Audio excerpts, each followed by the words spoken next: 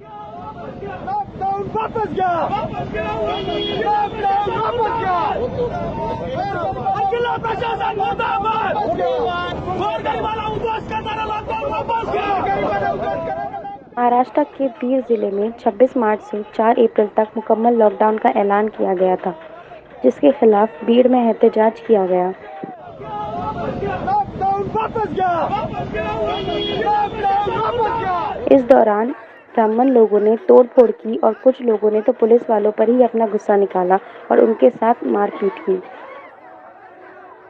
गुज़िश्ता साल लॉकडाउन की वजह से आम लोगों को शदीद मुश्किलात का सामना करना पड़ा। कई लोगों ने लॉकडाउन में खुदकुशी की थी। लॉकडाउन से लोग तंग आ चुके थे। लॉकडाउन से मजदूर और गरीब लोग सबसे ज़्यादा परेशान हुए थे। ब्यूरो रिपोर्ट, तबसरा पॉइंट।